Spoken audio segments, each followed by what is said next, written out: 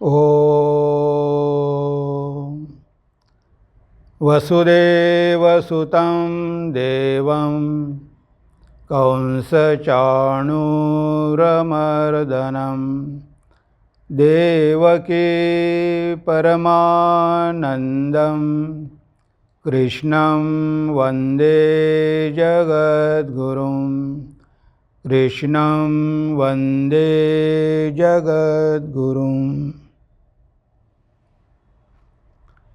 मित्रांनो नमस्कार. सुलभ गीता रसामृत ह्या मालिकेमध्ये आपलं सगळ्यांचं स्वागत आहे. आजचं आपलं 25वे प्रवचन आहे आणि आज आपण नवीन अध्याय सुरू करणार आहोत. अध्याय 15वा पुरुषोत्तम योग. हा जो 15वा अध्याय पुरुषोत्तम योग तो आज आपण सुरू करणार आहोत. हा अध्याय फार महत्त्वाचा आहे. पर्टिक्युलरली 12वा आणि 15वा हे दोन अध्याय गीतेमध्ये खूप महत्त्वाचे आहे आणि बरेच लोक कंठस्थ करतात, मुखस्थ करतात, पाठांतर करतात आणि कुठे मोठमोठ्या कार्यक्रमामध्ये जेव्हा भंडारा वगैरे होतो तेव्हा हा 15वा अध्याय पूर्ण अध्याय म्हटला जातो. त्यानंतर ते भोजनाला सुरुवात करतात. त्यामुळे या अध्यायाला खूप महत्त्व आहे. बघूया, आपण 2 भागामध्ये करण्याचा प्रयत्न करू, पण जरा लक्ष देऊन ऐका, कारण बरंच काही तत्त्वज्ञान या अध्यायामध्ये आपल्याला भगवंतांनी सांगितलेलं आहे. पुरुषोत्तम योग. तेव्हा आज आपण भगवद्गीतेचा 15वा अध्याय बघणार आहोत. सुलभ गीता रसामृताचं 25वं आजचं आपलं चिंतन असणार आहे. तेव्हा आपण आपल्या विषयामध्ये लगेच प्रवेश करूया. वरती मुळे खाली शाखा, हा संसार अश्वत्थ वृक्ष अव्यय. वेद याची पाने असती, जाणतो तोची वेदवेत्ता होय, जाणतो तोची वेदवेत्ता होय. आता इथे बघा, भगवंत काय म्हणतात की वरती मुळे आणि खाली शाखा आणि हा संसार अश्वत्थ वृक्ष अव्यय. हा जो संसार वृक्ष आहे हा विचित्र आहे. बघा ना, याची मुळं वरती आहे आणि फांद्या खालती आहे, बुंदा खाली आहे. म्हणजे असा हा उलटा वृक्ष आहे. आणि आपल्या भारतीय संस्कृतीमध्ये अश्वत्थ वृक्षाला आणि वटवृक्षाला, दोन्ही वृक्षांना खूप महत्त्वाचं स्थान दिलेलं आहे. आपण बघतो की भगवान बुद्धाने वटवृक्षाच्या खाली बसून निर्वाणला प्राप्त करून घेतला होता.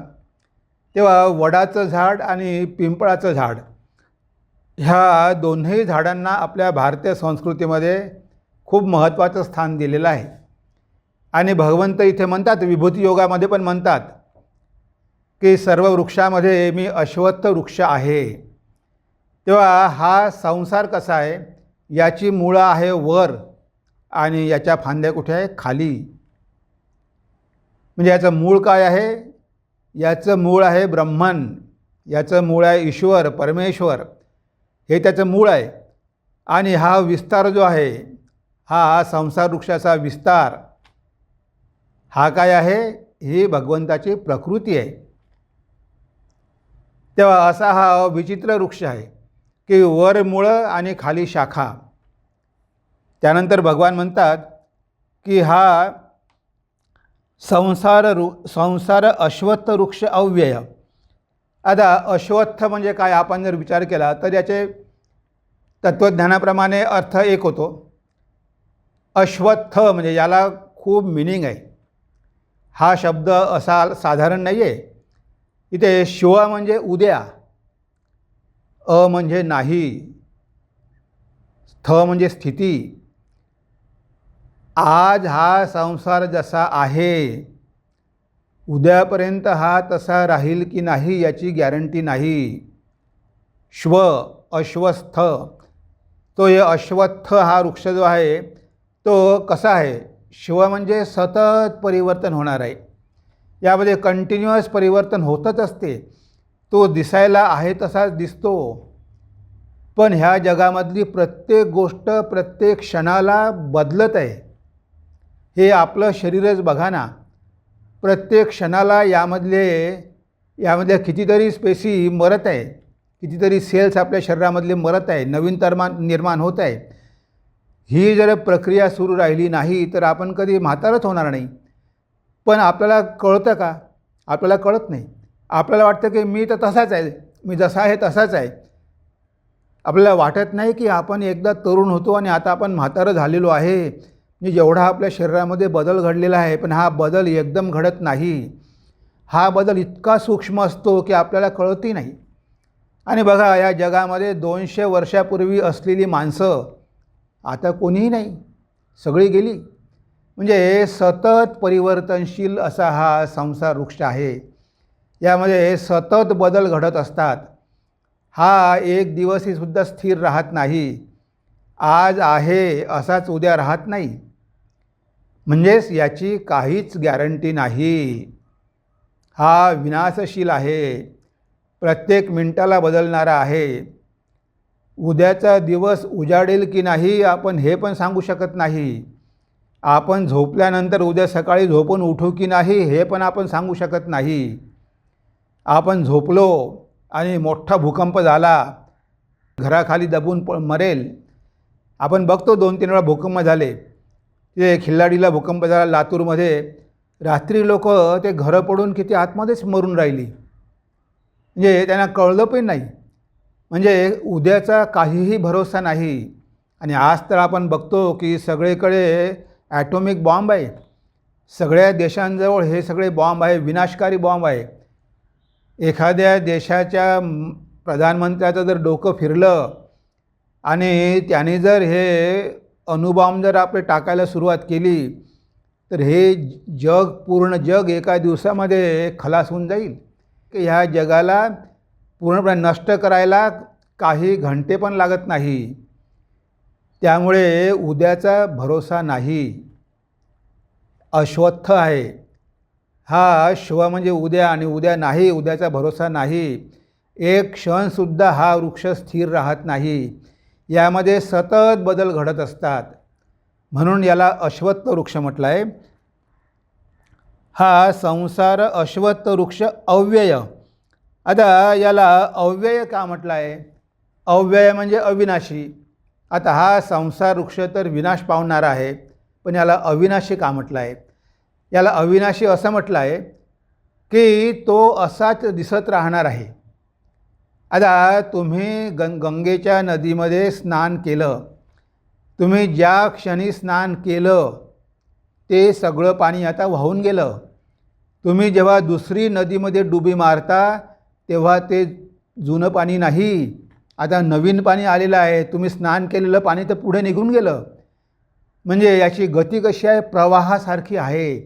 हा सतत वाहत राहतो. तर ते म्हणतात की गंगा नदीचा उगम होऊन 50 मिलियन इयर्स होऊन गेले. म्हणजे 5 कोटी वर्ष झाले. जेव्हा हिमालयाचं फॉर्मेशन झालं तेव्हा ती गंगा नदी निघाली आणि 5 कोटी वर्षानंतरही पण ती वाहतच आहे.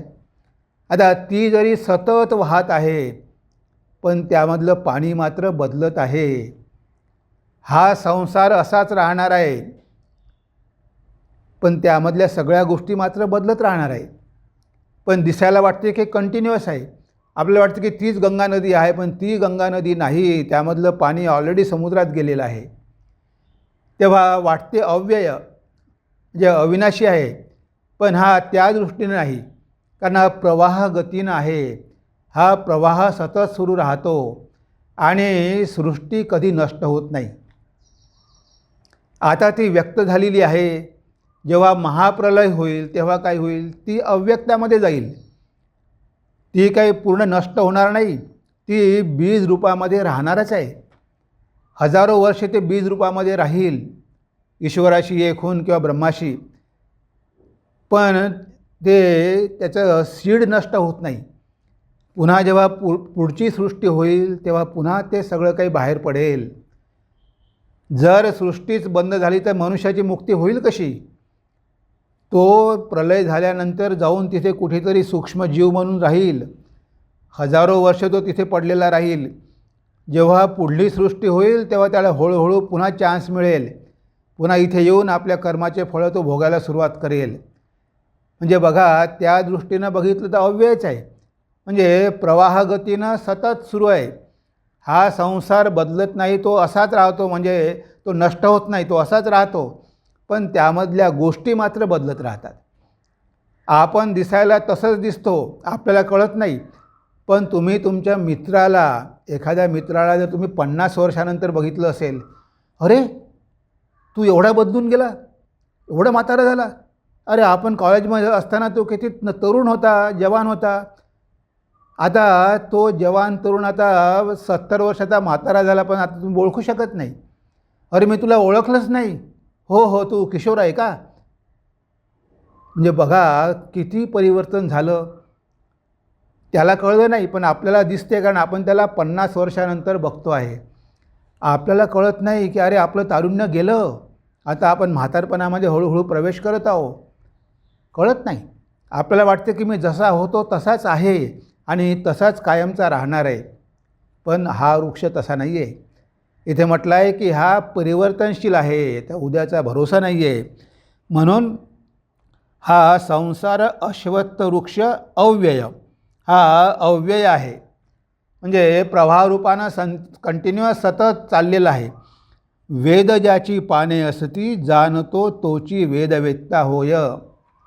वेद याची पाने असती, जाणतो तोची वेदवेत्ता होय. इथे काय म्हटलं आहे भगवंतानी की ह्या वृक्षाची पानं कोणती आहे? पानं काय आहे? तर वेद आहे. आता पानं काय करतात? पानं त्या झाडाचं रक्षण करतात. ऊन वाळा पावसाळ्यापासून ते पानं त्या झाडाचं रक्षण करतात. आता हे वेद ह्या संसाराचं रक्षण करतात. हे सगळे जे वेद आहे, जेव्हा सृष्टी निर्माण झाली तेव्हाच वेद पण निर्माण झाले. आणि हा वेद निर्माण करण्यामागचं भगवंताचा उद्देश काय होता की ह्या संसारामधल्या मानवांनी ह्या वेदाला चांगलं अध्ययन करून त्यामधून ज्ञान प्राप्त करून ह्या प्रवाहाच्या बाहेर पडावं. तुम्ही जोपर्यंत नदीच्या प्रवाहामध्ये आहात तोपर्यंत तुम्ही वाहतच जाणार आहात. पण एकदा की तुम्ही तो प्रवाह पार करून पलीकडे गेला तर तुम्ही बाजूला उभे राहून तो प्रवाह बघू शकता. तुम्हाला आता त्या प्रवाहाबरोबर वाहत जाण्याची गरज नाही. तो संसार तसाच राहील. तो अनादी आहे, पण अनंत नाही, त्याचा अंत होऊ शकतो. तुम्ही त्या संसाराला तुमच्या दृष्टीनं त्याला नष्ट करू शकता, कारण तुम्हाला ती संधी आहे. असे जीव येत राहतील, पण तुम्हाला वाटलं की नको, आता या प्रवाहामध्ये वाहत जाणं नको, मला या प्रवाहाच्या बाहेर पडायचं आहे, तर तुम्ही बाहेर पडून एक साक्षी रूपानं तो प्रवाह बघू शकता. कशाहीमध्ये इन्व्हॉल्व न होता तुम्ही बघू शकता की बाकी लोक कसे वाहत जात आहे. तुम्ही तीरावर उभं राहून बघू शकता, पण केव्हा? त्या प्रवाहाच्या बाहेर पडल्यानंतर. म्हणून वेदामध्ये हेच सांगितलं आहे की तुम्ही ह्या जगामध्ये अशा प्रकारे राहा की जेणेकरून हा संसार वृक्ष तुमच्या बंधनाचं कारण होणार नाही. ह्या संसारामध्ये राहून तुम्ही अशा प्रकारे कर्म करा, शास्त्रानं सांगितल्याप्रमाणे कर्म करा, वेदाने सांगितल्या नियमांप्रमाणे कर्म करा, धर्माचं आचरण करून कर्म करा, उपासना करा. आणि शेवटी लक्षात ठेवा की ज्ञानकांड आहे. शेवटी तुम्हाला ते ज्ञान प्राप्त करून ह्या संसाराच्या पलीकडे जायचं आहे.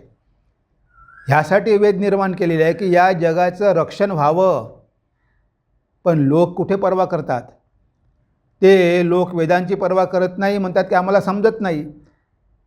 मग ऋषी आले, त्यांनी पुराणं लिहिली, भागवत पुराण, विष्णू पुराण, शिवपुराण.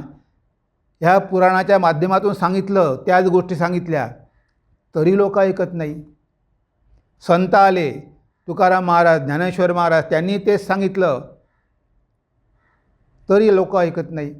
मग शेवटी भगवंताला अवतार घ्यावा लागतो.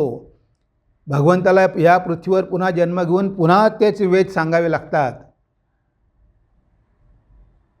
भगवान श्री रामकृष्णांना आपण म्हणतो वेदमूर्ती. ते आले आणि त्यांनी वेद आपल्याला सांगितले.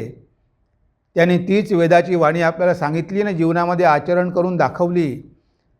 तर भगवंताला शरीर धारण करून पुन्हा यावं लागतं आणि पुन्हा त्याच गोष्टी सांगाव्या लागतात की जेणेकरून हा संसार कायम सुरू राहील. म्हणजे जोपर्यंत याचा अंत होणार नाही, जोपर्यंत याचा प्रलय होणार नाही, तोपर्यंत हा सुरळीत सुरू राहिला पाहिजे.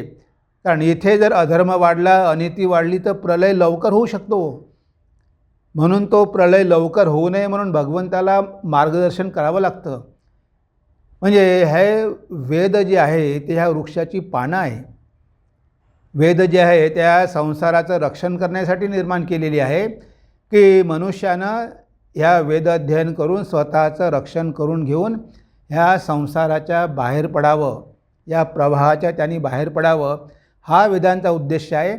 आणि हे ज्यांनी जाणून घेतलं तोच वेदवेत्ता आहे. म्हणजे या झाडाचं मूळ आणि झाडाचा विस्तार ह्या दोन्ही गोष्टी ज्यांनी चांगल्या प्रकारे जाणून घेतलेल्या आहे त्याला वेदवेत्ता म्हटलं आहे. म्हणजे त्याला सगळं वेदाचं ज्ञान प्राप्त झालं. आता तो गेला सगळ्या पलीकडे, संसाराच्या पलीकडे गेला. ते कसं जायचं, ह्या संसाराच्या पलीकडे कसं जायचं आणि कशामुळे या संसाराला आपण आसक्त होतो हे भगवंत पुढे आपल्याला सांगत आहे. संसार वृक्षाच्या अनेक शाखा, संसार वृक्षाच्या अनेक शाखा 3 गुणांनी केल्या बळकट.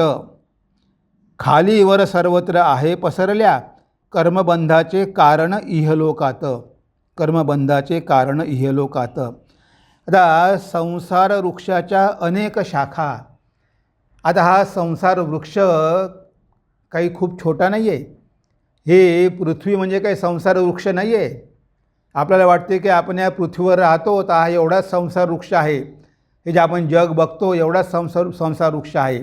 नाही, हा संसार वृक्षांच्या अनेक शाखा, याच्या अनेक शाखा आहेत आणि त्या कुठे पसरल्या आहे? वर आणि खाली. बघा, ह्या आकाशगंगा आपण बघतो ना रात्री, आकाशगंगा, त्या आकाशगंगेमध्ये जो प्रकाश आपल्याला दिसतो ती एक एक सूर्यमालिका आहे. जशी आपली सूर्यमालिका आहे तशा त्या आकाशगंगेमध्ये हजारो सूर्यमालिका आहे.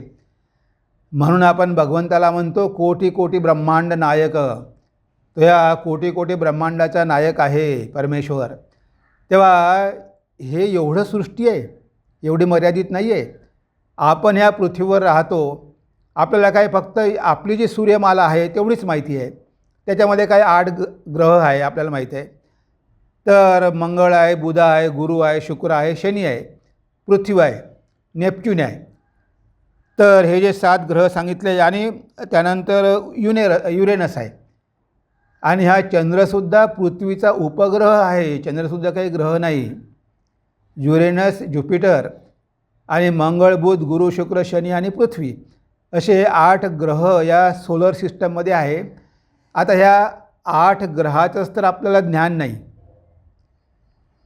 आपण जास्तीत जास्त काही चंद्रापर्यंत गेलो आणि आता मंगळावर जाण्याचे प्रयत्न आपले सुरू आहे. अजूनही मनुष्य पोहोचला नाही. तेव्हा कितीही जरी प्रयत्न केला, खालीवर सर्वत्र आहे पसरल्या. तेव्हा हे आपण जे बघतो आहे ते भौतिक जगत आहे आणि हे भौतिक जगतसुद्धा मनुष्याला विज्ञानाच्या द्वारे जाणून घेता येणं शक्य नाही.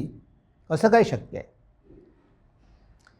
आता सूक्ष्म जगत आहे, म्हणजे हे तर झालं भौतिक. संसार एवढाच नाही. इथे म्हटलं आहे वर आणि खाली शाखा आहे. म्हणजे वर काय आहे? स्वर्ग आहे आणि खाली काय आहे? पाताळ आहे. आणि हे लोक कसे आहे? सूक्ष्म आहे, पण तो पण संसारच आहे. जेवढं काही क्रिएशन आहे ते सगळं संसारामध्येच येतं, मग ते स्थूल असो की सूक्ष्म असो. आता वर आपण बघतो भूर भुव स्व जन महा तपा, त्यानंतर सत्य लोका, यशे वरती 7 लोक आहे.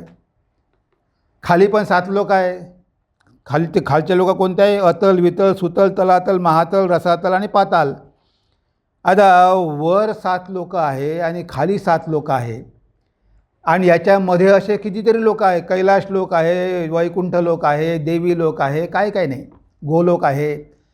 आता हा एवढा मोठा हा विस्तार आहे आणि हा विस्तार कशामुळे झालेला आहे? ह्या प्रकृतीच्या 3 गुणामुळे, रजोगुण, तमोगुण आणि सत्वगुण. हे जे आपण पाताळ म्हणतो ते तमोगुणाचा परिणाम आहे आणि स्वर्ग म्हणतो तो सत्वगुणाचा परिणाम आहे आणि पृथ्वी म्हणतो तो रजगुणाचा परिणाम आहे. ह्या 3 गुणांनी ह्या शाखा मजबूत केलेल्या आहे. हे 3 गुणच या सगळ्या वृक्षाच्या शाखा वाढायला जबाबदार आहे. तेच या शाखा पसरवत असतात. हे प्रकृतीचे 3 गुण आहे, हे आपण लक्षात ठेवलं पाहिजे. त्यानंतर कर्मबंधाचे कारण इहलोकात, कर्मबंधाचे कारण इहलोकात. तेव्हा इथे पृथ्वीवरती आपल्याला काय बांधते, याला आपण इहलोक म्हणतो, त्याला परलोक म्हणतो. या इहलोकामध्ये आपण कशामुळे बांधल्या जातो? इथे भगवंत स्पष्ट सांगतात, कर्मबंधाचे कारण इहलोकात. ह्या लोकामध्ये आपल्याला काहीही बांधू शकत नाही. ह्या लोकामध्ये आपल्याला आपले कर्मच बांधत असतात. म्हणून याला कर्मभूमी म्हटलं आहे, याला मर्त्यभूमी म्हटलं आहे. ही कर्मभूमी आहे, ही मर्त्यभूमी आहे. इथे कोणी अमर नाही आणि कर्मामुळेच आपण बांधल्या जातो, दुसरं कोणतंही कारण नाही. आपल्याला ह्या संसार वृक्षाला कोणीही बांधून ठेवू शकत नाही. कारण काय आहे? आपले स्वतःचेच कर्म आपल्याला बांधतात. म्हणून आपण कर्माविषयी किती सावध राहिलं पाहिजे. तुम्हाला माहिती आहे ते एक गाणं, आम्ही जातो आमच्या गावात, त्यामधलं आहे ते मला वाटते ते गाणं जगदीश खेबुडकराचं आहे. देहाची तिजोरी भक्तीचाच ठेवा, उघडदार देवा आता उघडदार देवा. उजेडात होते पुण्य, अंधारात पाप, ज्याचे त्याचे हाती आहे कर्तव्याचे माप. म्हणजे ज्याचे त्याची हाती काय आहे? कर्तव्याचे माप आहे. आणि दुष्ट दुर्जनांची कैसी घडे लोकसेवा. हे जे दुष्ट आणि दुर्जन आहे त्यांच्या हातून कशी लोकसेवा घडली पाहिजे, सत्कर्म घडले पाहिजे, ते चांगल्या मार्गाने गेले पाहिजे, यासाठी प्रार्थना केलेली आहे. दुर्जनो सज्जनो भूयात, सज्जनो शांतिमाप्नुयात. तिथे दुर्जन सज्जनो भूयात, जे दुर्जन आहे ते सज्जन झाले पाहिजे, जे सज्जन आहे त्यांना शांती प्राप्त झाली पाहिजे. ज्याला शांती प्राप्त झाली त्यांनी मोक्षलाभ करून घेतला पाहिजे आणि ज्यांना मोक्ष प्राप्त झाला त्यांनी इतरांना मुक्त करण्यासाठी प्रयत्न केले पाहिजे. म्हणजे इथे दुसरं काहीही कारण नाही. आपले कर्मच आपल्याला संसारामध्ये बांधत असतात. संत रामदास स्वामीसुद्धा म्हणतात, समर्थ काय म्हणतात? रेशमाचा किडा जैसा स्वये बांधून कोसला, मृत्यू पावे. आता इथे रेशमाच्या किड्याचं उदाहरण समर्थांनी दिलेलं आहे. रेशमाचा किडा स्वये बांधून कोसला, मृत्यू पडे. म्हणजे कोसला जुनी भाषा आहे, आज आपण कोश म्हणतो. आता रेशमाचा किडा आहे, तो आपल्या लाळेपासून स्वतःच्या भोवतीच तो पाश आपण तो जमा करतो आणि तो छानपैकी कोश होतो, रेशमाचा कोश होतो. आणि त्या कोशामध्ये त्या कोशाचा मोह याला इतका होतो की तो कोश तोडून बाहेर येऊ शकतो. त्याच्यामध्ये तेवढं सामर्थ्य आहे की त्या कोशाला छिद्र करून बाहेर पडायचं. काही काही पडतात पण बरेचसे किडे बाहेर पडत नाही. तो मालक सगळे कोसले तोडतो आणि गरम पाण्यात टाकून देतो आणि ह्या सगळ्यांचा तिथे प्राण जातो. आणि मग त्या कोशापासून छान सुंदर रेशीम मिळते, आपल्या रेशमाचे कपडे घालायला मिळतात. पण ते काय आहे? त्या किड्याचं उच्चिष्ट आहे.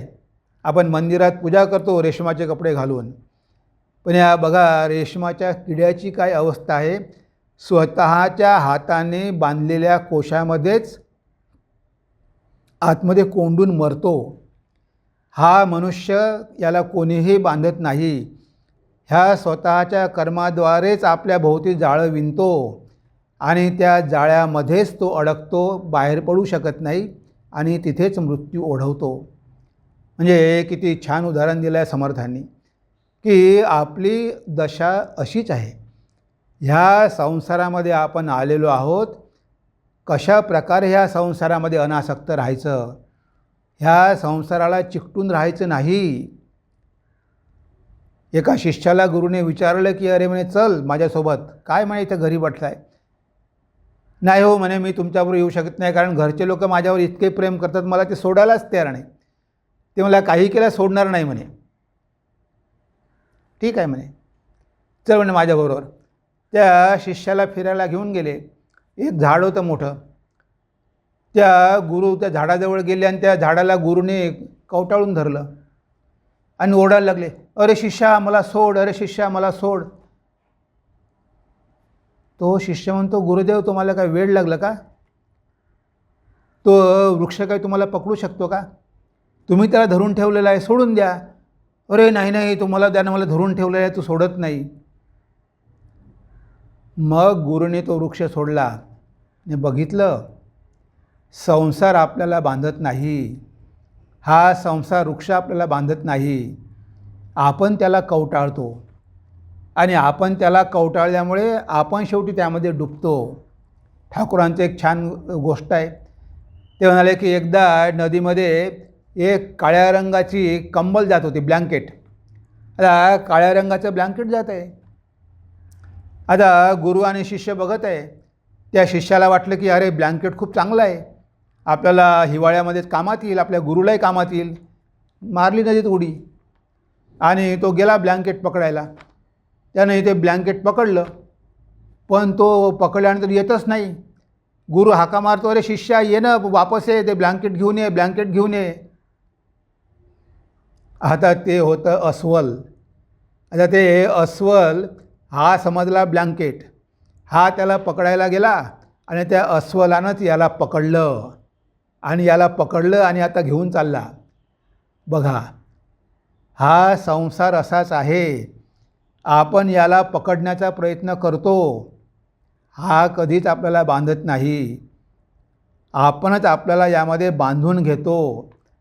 ही चूक संसाराची नाही. संसार आहे तसाच आहे. हा तर संसार भगवंताचा आहे, आपला थोडा आहे की. याची सृष्टी कोणी केलेली आहे? भगवंतानी केलेली आहे. पण भगवंताचा संसार आहे. देवाचा संसार तोची चालवितो, कर्तृत्वाचा अभिमान जीव मिरवितो. हा देवाचा संसार आहे, तोच चालवतो, तोच सगळ्यांना जन्म देतो कर्माप्रमाणे, तोच मृत्यू देतो, सगळं काही तो करतो. पण आपण मध्येच आपला अहंकार जोडतो. माझा संसार आहे, माझे मुलगे आहे, माझी बायको आहे. अरे तुझे मुलंही नाही आणि बायको नाही, ते भगवंतापासून आलेले आहे. ते त्यांच्या कर्माप्रमाणे आलेले आहे. तू काही पैदा केले का? त्यांच्या कर्माप्रमाणे भगवंताने त्याला पैदा करून दिलेला आहे.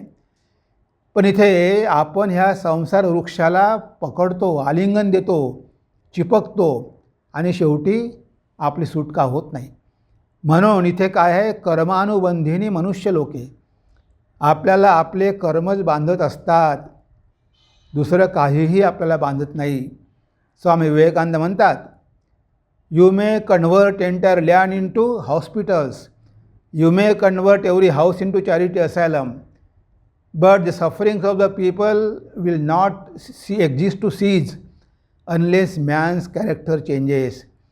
जोपर्यंत मनुष्याचं चारित्र्य बदलत नाही तोपर्यंत त्याच्या जीवनामधले दुःख कधी दूर होऊ शकत नाही आणि तो कधी मुक्तही होऊ शकत नाही. म्हणून त्याचं पहिले चारित्र्य सुधारलं पाहिजे. म्हणजे त्यानं सत्कर्म केले पाहिजे, सद्विचार केले पाहिजे, आपलं चारित्र्य घडवलं पाहिजे, मग तो आध्यात्मिक होऊ शकतो. म्हणून इथे लक्षात ठेवा की आपल्याला दुसरं कोणीही बांधत नाही. भगवानही बांधत नाही, मायाही बांधत नाही, गुणही बांधत नाही, कोणीच बांधत नाही. आपण स्वतः त्यामध्ये आपल्याला बांधून घेतो. हे आपलं अज्ञान आहे.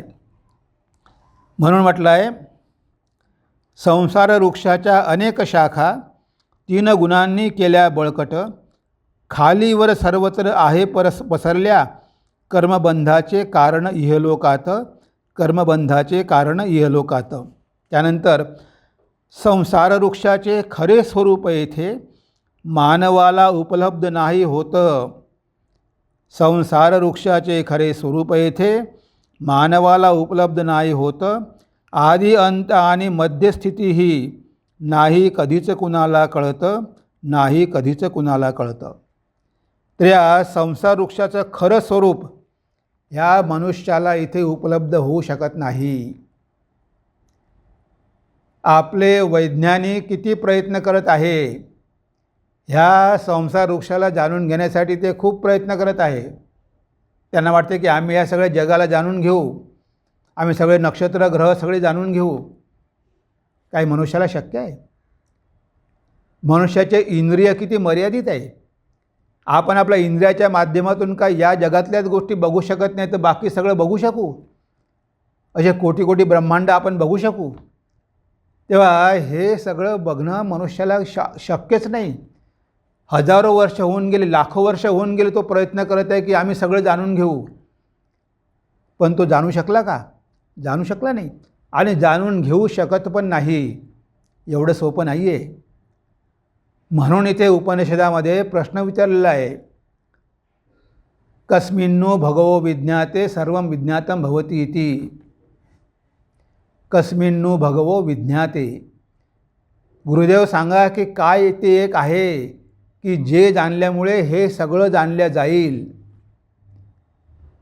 कस्मिन्नु भगवो विज्ञाते इदं सर्वं विज्ञातं भवति.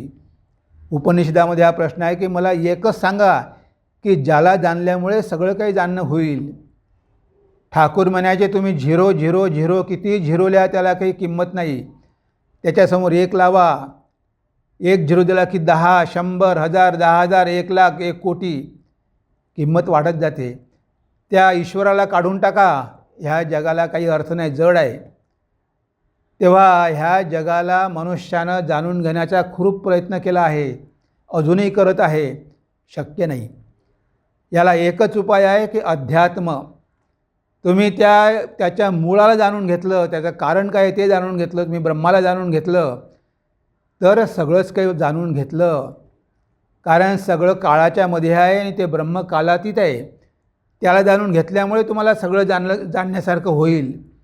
तोच एकमात्र जाणण्यायोग्य आहे. आणि म्हणून हे ऋषी लोक सर्वज्ञ झाले.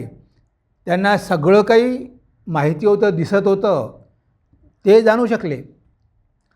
कोणत्या ग्रहावर काय आहे, कुठे काय आहे, सगळं काही ते जाणू शकले.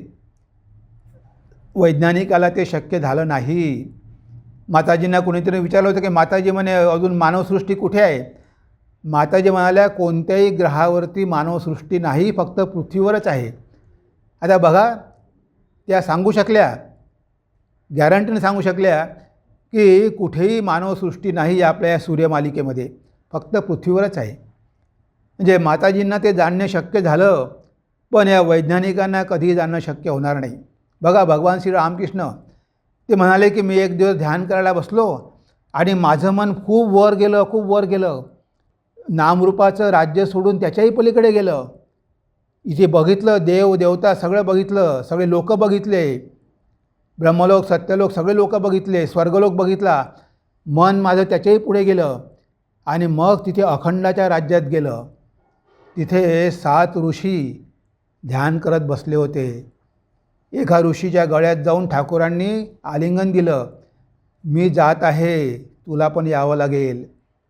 आणि जेव्हा ठाकूरांनी नरेंद्राला बघितलं, म्हणे अरे तू त्या सप्तऋषीमधला एक ऋषी आहे, मीच तुला विनंती केली होती, त्यामुळे तू माझं काम करायला आलेलं आहे. आता ठाकूरांना बघा, ते सगळं जाणून घेणं शक्य झालं. या वैज्ञानिकाला शक्य होते का? त्यांना वाटते की ते त्यांच्या इंद्रियाच्या माध्यमातून सगळं जाणून घेणार आहे. शक्य आहे का? हे सगळं विज्ञान कधीच जाणून घेऊ शकत नाही.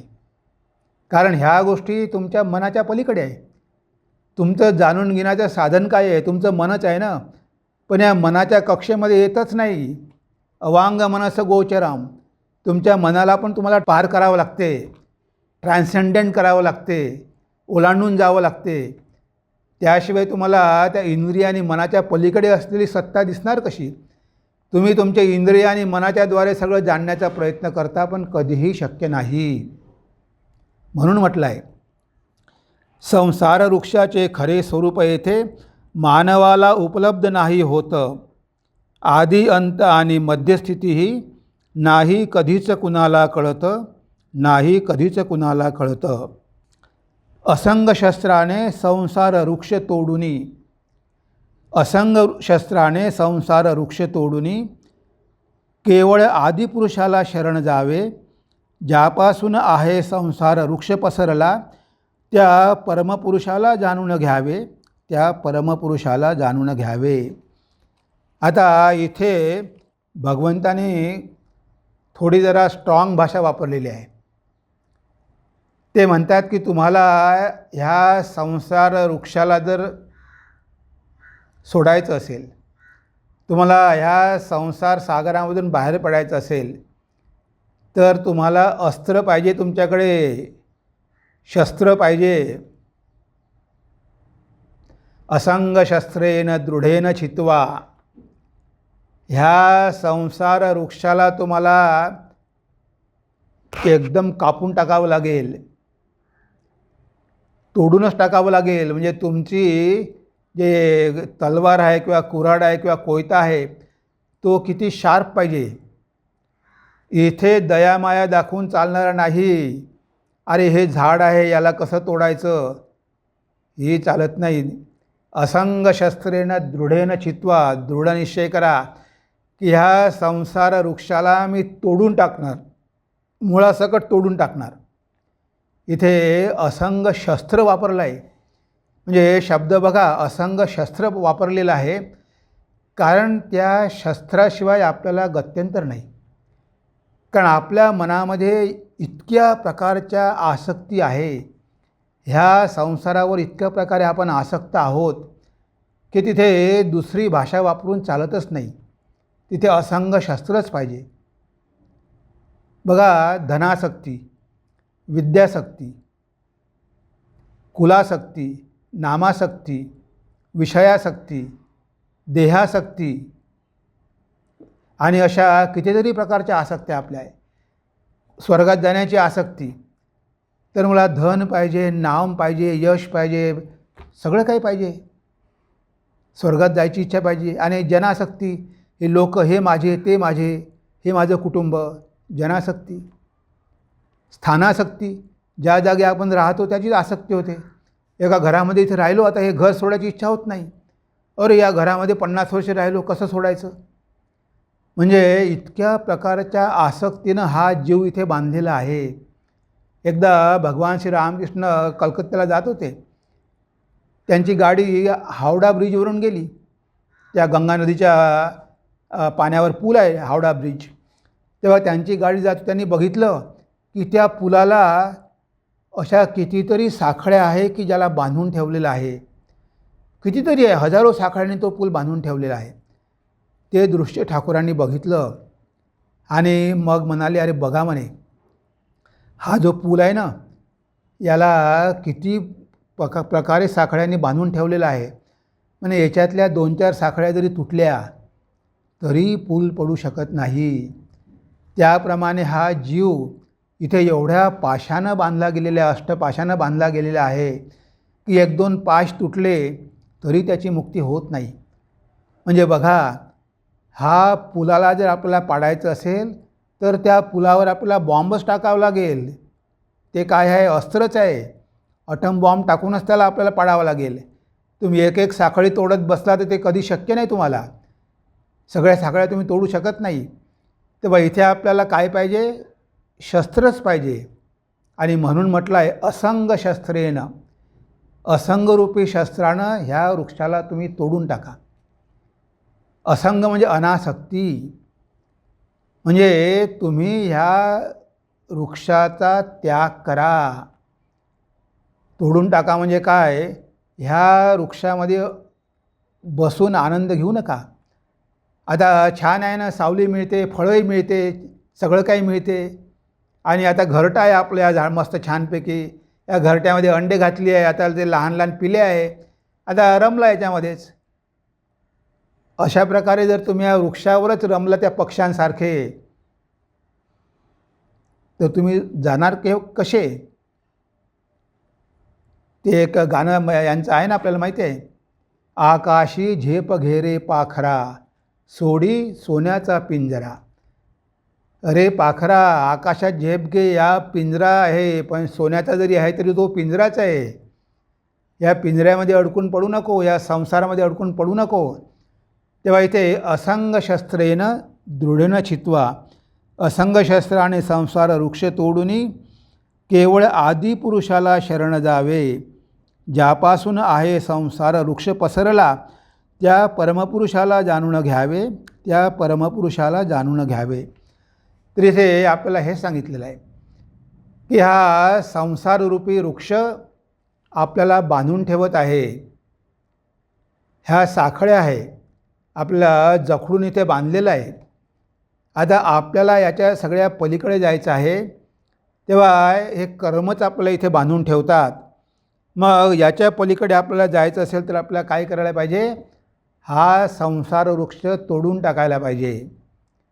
स्वामी विवेकानंद त्यांच्या सॉन्ग ऑफ द संन्यासीन्स ही जी कविता आहे ना, त्या कवितेमध्ये मी याच्या अगोदर पण तुम्हाला 2-3 कडवी सांगितली. त्यामुळे एक कडवं खूप छान आहे. तिथे स्वामीजी म्हणतात की हा संसार वृक्ष कसा आहे आणि त्याला कसं तोडलं पाहिजे.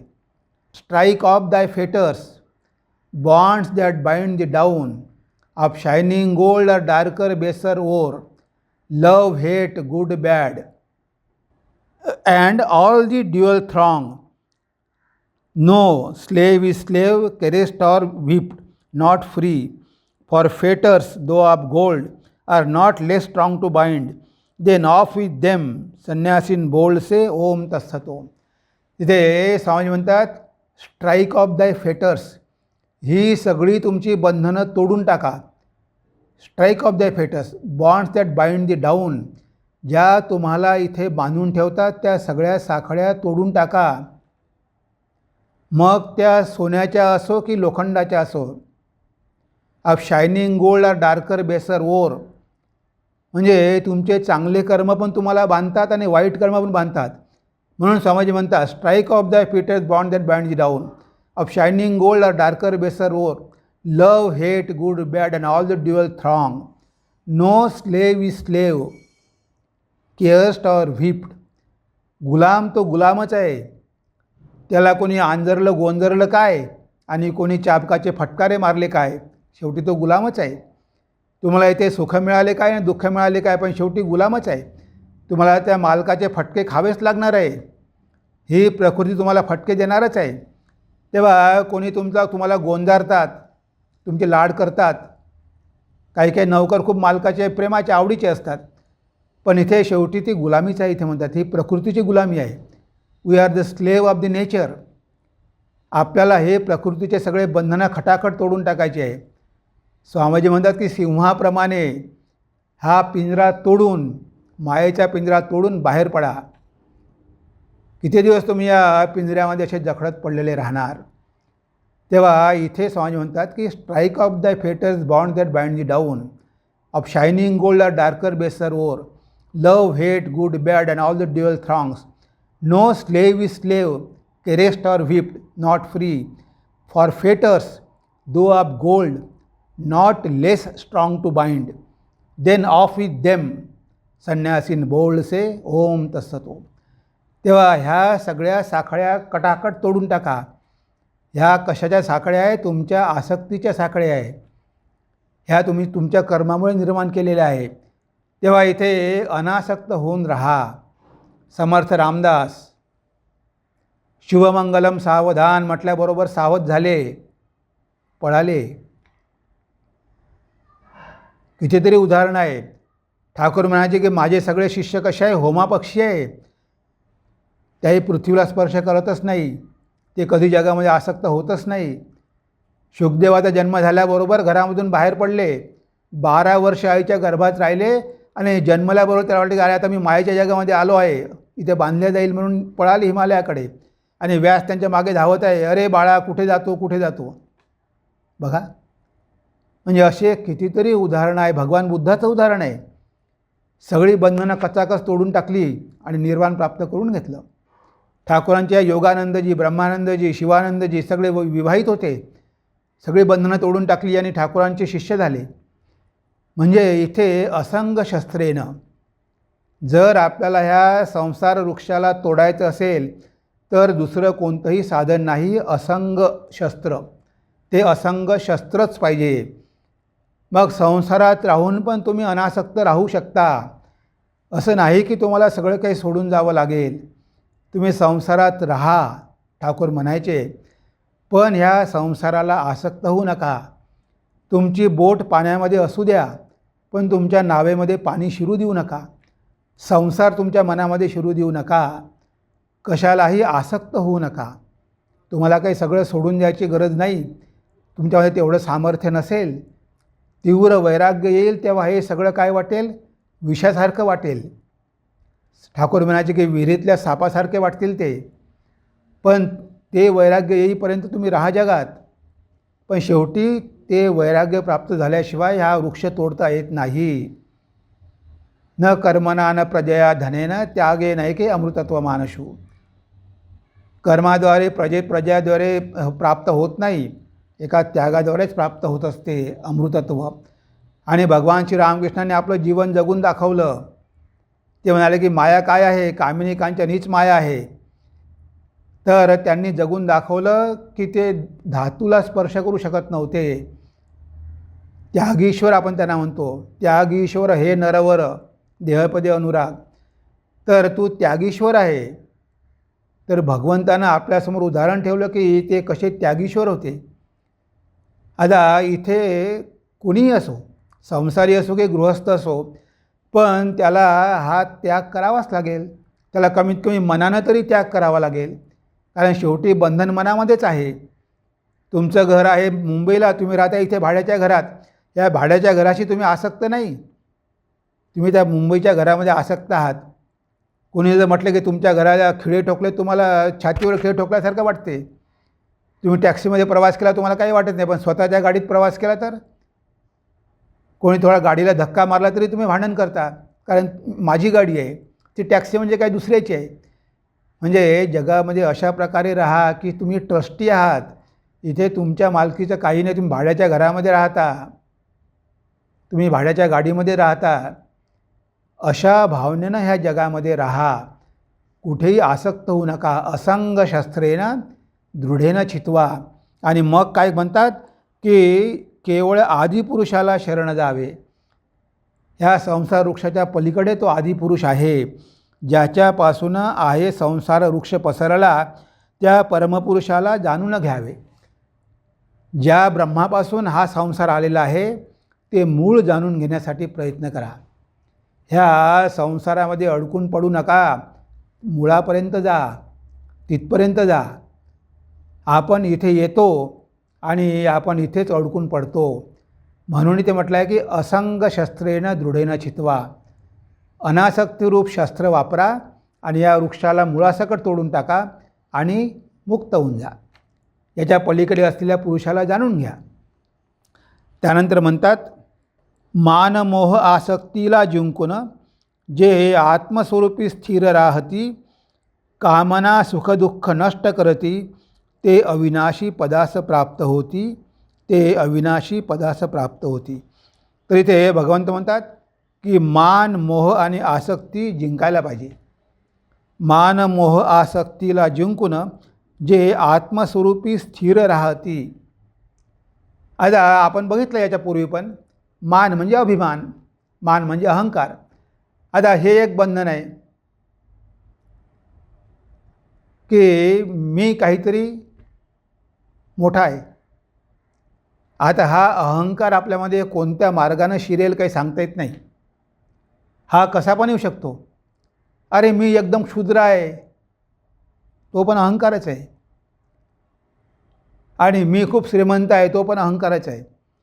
आणि पर्टिक्युलरली जेव्हा एखादा व्यक्ती आध्यात्मिक जीवनामध्ये प्रवेश करतो त्याचा आध्यात्मिक अहंकार खूप वाढतो. माहिती नाही का, मी रामकृष्ण मठाचा भक्त आहे. आता बघा, याला रामकृष्ण मठाचा भक्त आहे याचाच अहंकार झाला. म्हणजे मी तुमच्यापेक्षा श्रेष्ठ आहे, तुम्ही संसारी आहात, मी मठात जातो, मी मठाचा भक्त आहे, मी आध्यात्मिक आहे, तुम्ही वडली आहात. म्हणजे हा अहंकार खूप डेंजरस आहे. आता मी संन्यासी आहे आणि तुम्ही काय लोक गृहस्थ आहे, तुम्ही काय आहे तुच्छ आहात, मी तुमच्यापेक्षा किती श्रेष्ठ आहे, मी सगळं सोडलेलं आहे. अरे बाबा, तुला संन्यास घेतला कशासाठी? अहंकार सोडण्यासाठी. आणि संन्यास घेतल्यावर या संन्यासाचाच जर अहंकार असेल की मी संन्यासी आहे, मी सगळं त्याग केला आहे, हाच जर अहंकार असेल तर कसं होईल? हा अहंकार पण सोडावा लागेल की मी संन्यासी आहे म्हणजे मी सगळ्यापेक्षा श्रेष्ठ आहे, हा अहंकार पण इथे चालणार नाही. म्हणून इथे मान म्हटलं आहे पहिले. त्यानंतर म्हटलं आहे मोह आणि आसक्ती. हा मोह म्हणजे फार विचित्र आहे. म्हणजे ह्या जगामध्ये मनुष्याला कशाचा केव्हा कधी मोह पडेल काही सांगता येत नाही. अवधूत गीतेमध्ये तो अवधूत म्हणतो दत्तात्रय, तर त्या अवधूत गीतेमध्ये म्हणतात की बघा, मी 2 गोष्टी शिकलो आहे. मी एक शिकलो आहे की मी एका ठिकाणी बघितलं, जात होतो मी जंगलातून, बघितलं की एका शिकाऱ्यानं आपलं जाळंच पसरलेलं आहे आणि तिथे झाडावर कबुतराची छोटी छोटी पिलं आहे आणि ती आई गेली आहे बाहेर धान्य आणायला. आता ही सगळी पिलं म्हणे त्या जाळ्यात पडली. आता ती आई परत आली आणि त्या जाळ्याच्या भोवताल फिरते आहे आणि तिला दिसलं की तिचे सगळे छोटे छोटे पिले त्या जाळ्यामध्ये पडलेले आहे. ही प्रयत्न करते त्यांना काढायचा, पण काढू शकत नाही. तेव्हा शेवटी त्या आईनं काय केलं, कबुतरीनं काय केलं, ती पण त्या स्वतः जाळ्यामध्ये जाऊन पडली. तेव्हा मी कबुतरापासून हा धडा शिकलो की बघा, त्या पिलांच्या मोहामुळे त्या कबुतरीनं पण आपला प्राण गमावला. दुसरं एक उदाहरण मी शिकलो. म्हणे मी जात होतो एका तलावापासून आणि म्हणे एक कोळी त्यामध्ये आपला गळ टाकून म्हणे मासे पकडत होता आणि तिथे त्याला आमिष लावलेलं होतं आणि त्या माशाने ते आमिष तोंडात पकडलं आणि त्या कोळ्याने ते मासा काढून घेतला. त्या आमिषाच्या लोभानं, त्या मोहानं त्या माशानं आपला प्राण गमावला. म्हणजे मी इथे हे शिकलो की आपण विषयाला जर आसक्त झालो तर आपण आपला प्राण गमावतो. असे मोहाचे कितीतरी उदाहरणं दिलेले आहेत. मी स्वतः बघितलेले काही उदाहरणं तुम्हाला सांगतो की मनुष्य कसा ह्या जगामध्ये मोहामध्ये फसतो. ही माया इतकी विचित्र आहे, ह्या माणसाला कशाचा आणि कधी मोह पाडेल काहीच सांगता येत नाही. मी हैदराबादला असताना एक डॉक्टर होता, तो भक्त होता मठाचा. आता मठाचा भक्त आहे, डॉक्टर आहे, एका चांगल्या हॉस्पिटलमध्ये काम करतो. त्या दवाखान्यामध्ये, मोठ्या हॉस्पिटलमध्ये काम करता करता एका मुस्लिम नर्सशी त्याचं प्रेम झालं आणि त्या मुस्लिम सिस्टरशी त्यांनी लग्न केलं. आता लग्न केलं त्यांनी आणि नंतर 2-4 वर्षानंतर प्रॉब्लेम सुरू झाले. तो नेहमी येऊन सांगायचा, तिथे पण मी गीतेचे क्लास घ्यायचो, महाराज खूप प्रॉब्लेम आहे. काय प्रॉब्लेम आहे? नाही ती माझी बायको आहे ना. हां, काय झालं? ती दररोज घरी मांसाहार आणून शिजवते. अरे मी हिंदू आहे, मला आवडत नाही. आता काय करू? म्हटलं आता मी काय करू? तू त्या मुस्लिम मुलीच्या प्रेमात पडला, लग्न केलं, मग आता तिला मांसाहार खाऊ दे. आता बघा, ही समस्या कोणी इन्व्हाइट केली? या माणसाने इन्व्हाइट केली. आता यानं त्या मुस्लिम मुलीशी लग्न केलं, त्यामुळे तिचे जे संस्कार आहे ते करणार. आता कशाला ओरडतो? आता मात्र दुःख भोगत आहे, पण मोह झाला. दुसरा एक भक्त होता, तो भक्त क्रिकेटचा शौकीन. पहिले टेस्ट मॅचेस खूप बघायचा. टेस्ट मॅचेस बघायचा आणि सांगायचं की महाराज हे यानं जिंकलं, त्यानं जिंकलं, नंतर वन डे बघायला लागला. आता वन डेमध्ये खूप वेळ त्यात जायला लागला. येऊन सांगणार मग तो. आणि IPL जेव्हा सुरू झालं तर हा माणूस त्या IPLमध्ये एवढा गुंतला की रात्रंदिवस तेच बघायचा आणि येऊन सांगायचं की महाराज ते IPL सुरू केल्यामुळे खूप छान झालं, नवीन खेळाडूंना संधी मिळाली. बघा तो अमुक अमुक खेळाडू, त्याला कधीच संधी नसती मिळाली IPLमध्ये तो किती चमकला, रात्रंदिवस त्याच्या क्रिकेटच्याच गप्पा आणि घंटा घंटा त्या टी व्हीसमोर बघून तो IPLच बघतो आहे. अरे हे काय वेड आहे का? तुझ्या वेळेला काही महत्त्व आहे की नाही? तू भक्त आहे, कुठे जप ध्यान प्रार्थना वाचन करणार, त्या IPL वन डे आणि त्या टेस्ट मॅचेस घेऊनच बसला. म्हणजे बघा कसं याला वेड लागलं. दुसरा एक भक्त होता, नेहमी यायचा, महाराज काही पत्र वगैरे आली का, फॉरेनवरून काही लेटर वगैरे आले का? म्हटलं काय तुम्हाला काय करायचं आहे फॉरेनच्या लेटरचं? नाही मी काय करतो म्हणे, मी पोस्टल स्टॅम्प कलेक्ट करतो, जे 100 वर्षापूर्वीचे स्टॅम्प आहेत ते कलेक्ट करतो. माझ्याकडे जुन्या स्टॅम्पचा एवढा संग्रह झाला आहे. आता याला ते स्टॅम्प कलेक्ट करायचंच वेळ लागलं. तो आयुष्यभर नुसते स्टॅम्पच कलेक्ट करत बसला. आता बघा या माणसाला काय म्हणावं. आता ते कुठे ते पोस्टल स्टॅम्प घेऊन तो करणार काय आहे? पण तो 100 वर्षापासूनचे आपल्या पत्रावर आलेले स्टॅम्प काढून तो बरोबर तो प्रिझर्व करून ठेवतो, जमा करून ठेवतो. सांगतो अभिमानानं, माझ्याकडे एवढे स्टॅम्प आहे. दुसरे काही लोक जुनी नाणी गोळा करून ठेवतात. हे ब्रिटिशांच्या काळातली नाणी, हे मुस्लिमांच्या काळातली नाणी, सगळी नाणी गोळा करून ठेवतात. काय वेड आहे. आणि एक परिवार होता, तिघी बहिणी आणि एक भाऊ, 4 जण. आता 4ही बॅचलर आहे, अविवाहित आहे, लग्न केलं नाही. आता बॅचलर आहे पण बघा 5-6 मांजरी पाळून ठेवल्या. आता रात्रंदिवस त्या मांजरीच्याच मागे, त्या मांजरींचं ऑपरेशन पण करून टाकलं.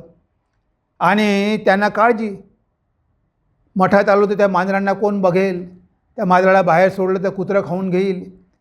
आणि त्या त्यांच्या बिछाण्यावर झोपतात आणि खाणं पिणं त्या, आता रात्रंदिवस त्या मांजराला घेऊन त्या बिझी आहे. आता बघा कसा मोह आहे. म्हणजे मनुष्याला ही माया कशी मोहामध्ये अडकून ठेवते, कुठे ना कुठेतरी अडकून ठेवते. त्याला भगवंताकडे जाऊ देणार नाही. बघा ती गोपालची आई, ती बालवयात विधवा झाली. तिनं बाळकृष्णाला आपला मुलगा मानलं आणि तिला बाळकृष्णाचं दर्शन झालं.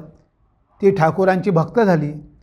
म्हणजे बघा त्या मनाची दिशा इकडे भगवंताकडे वळून द्यायला पाहिजे, पण ते भगवंताकडे वळणार नाही. त्यांना कोणीही नसेल तर ते कशाचा तरी आधार घेईल आणि सगळा टाईमपास तिथे करतील. याला म्हटलं आहे मोह. ह्या जगामध्ये मनाला आकर्षित करणारे एवढे विषय आहे.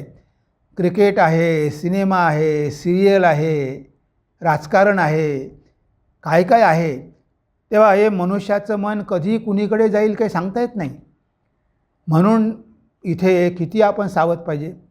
हा मोह कसा आपल्याला या संसारात बांधून ठेवतो. तेव्हा इथे भगवंताने म्हटलं आहे की मान, मोह आणि आसक्ती ह्या तीनही गोष्टी जो त्याग करतो, मान मोह आसक्तीला जिंकून जे आत्मस्वरूपी स्थिर राहती, कामना सुखदुःख नष्ट करती, ते अविनाशी पदास प्राप्त होती, ते अविनाशी पदास प्राप्त होती. हे अशा प्रकारचे भक्त की जे मोह, कामना, मान, आसक्ती हे सगळं सोडून देतात आणि आपलं संपूर्ण मन भगवंताला अर्पण करतात आणि त्या भगवंताला परमपुरुषाला जाणून घेऊन हे या सगळ्या मायेच्या बंधनाच्या पलीकडे जातात. म्हणजे बघा इथे भगवंताने आपल्याला मार्ग सांगितलेला आहे की भगवंताला जाणून घेतल्याशिवाय पर्याय नाही. कस्मिन्नो भगवो विज्ञाते सर्वं विज्ञातं भवति इति. ते काय जाणून घेतल्यानं सगळं जाणणं होईल, तर ते एका भगवंताला जाणून घेतल्यानं सगळं काही जाणणं होईल. आता त्या आदिपुरुषाचं स्वरूप कसं आहे, तो आदिपुरुष आहे तरी कसा, आता हे भगवंत आपल्याला पुढे सांगणार आहे. आता सांगितलं की तुम्ही या संसार वृक्षाची आसक्ती सोडा. हा परिवर्तनशील आहे, याला तुम्ही चिकटून राहू नका. तुम्ही परमपुरुषाला जाणून घ्या. आता तो परमपुरुष कोण आहे, तो कसा आहे, तो कुठे आहे, ही सगळी माहिती आपल्याला माहिती पाहिजे. आता ही सगळी माहिती भगवंत पुढे आपल्याला जे काही आपले श्लोक आहे त्यामध्ये भगवंत आपल्याला सांगणार आहे की तो परमपुरुष कसा आहे. तुम्ही तिथे पोचल्यामुळे काय होणार आहे हे आपण पुढल्या क्लासमध्ये बघूया. आज आपण 5 कडवी घेतलेली आहे. ती 5 कडवी एकदा मी वाचून घेतो आणि मग आज आपण इथे विराम देऊ आणि पुढला भाग पुढच्या क्लासमध्ये आपण घेऊ. सुलभगीता रसामृत प्रवचन 25वे, अध्याय 15वा, पुरुषोत्तम योग, आणि आजचा होता भाग पहिला.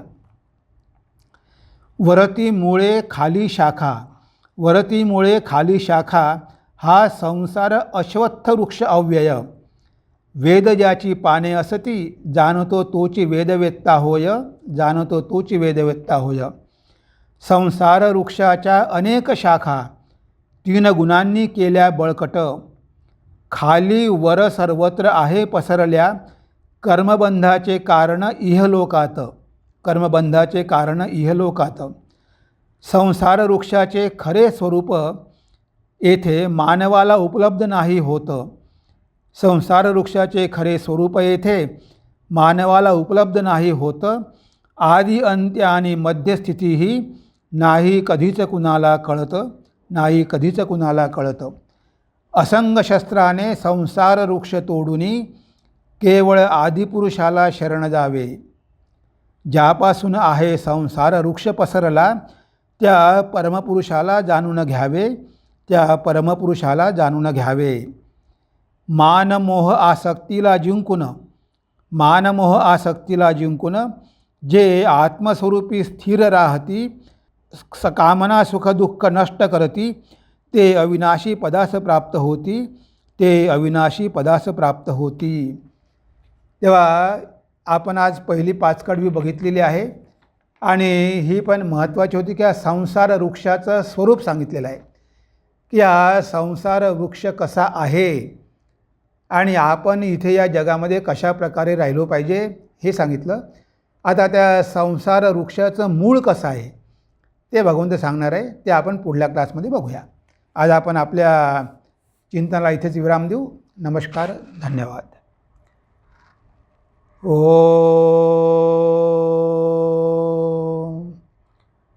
सर्वे भवन्तु सुखिनः, सर्वे सन्तु निरामया, सर्वे भद्राणि पश्यन्तु, मा कश्चित् दुःखभाग् भवेत्.